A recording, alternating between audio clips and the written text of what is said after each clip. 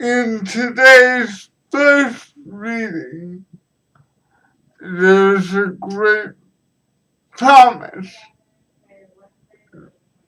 made in the book of Daniel. The book of Daniel says that all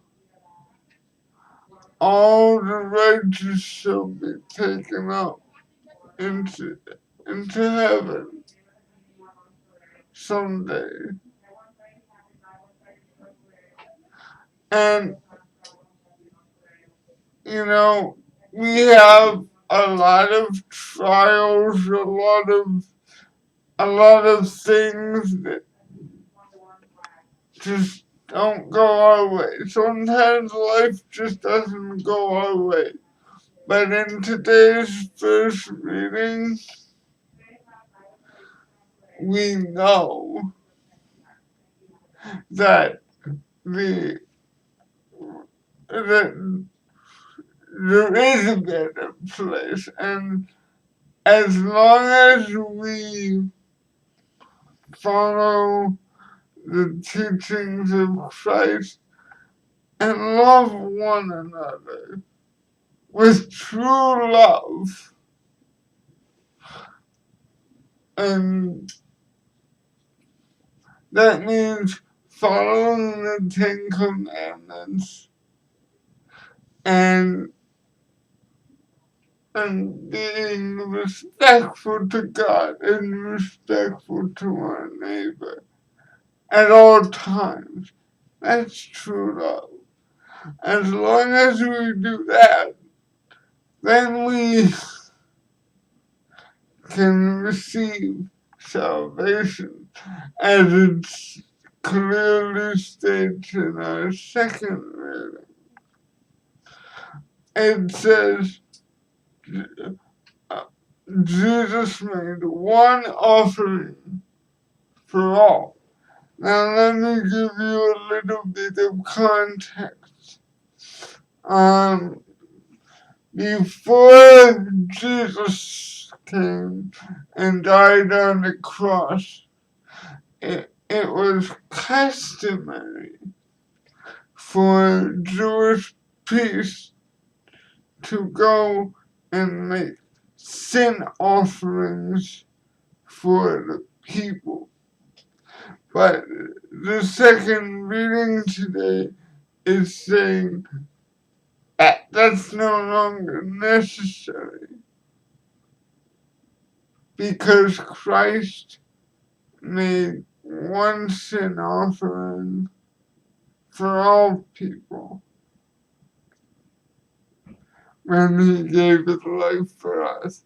And as long as we follow his commandments and love one another, we may receive eternal life. Now in today's gospel, Jesus makes a very important point. He's talking about the end of the world, and he's telling all these things that are going to happen. We can get sometimes we almost look for it, right? Sometimes we can say, oh, this is a sign that the end of the world would come. It's coming. And a lot of people have even tried to predict the end of the world. And Jesus said something very important, and I want us all to latch on to. He says, of that day or hour, no one knows. Not the Son of Man, not even the angels. The only one who knows is the Father when the world is going to end. Now the angels are much more intelligent creatures than human beings. They know a lot more than us humans. And they don't even know when the world will end. So what should we do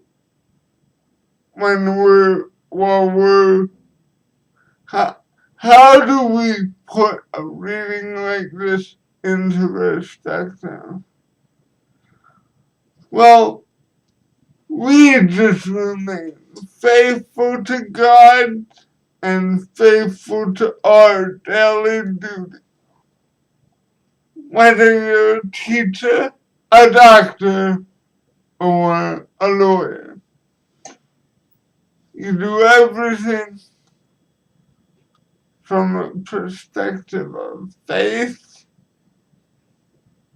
and obedience to God at all times. Remember that He is at the center of your life. He gave you life. May we remember that as we enter the 34th week of ordinary time and we lead up to the feast of Christ the King.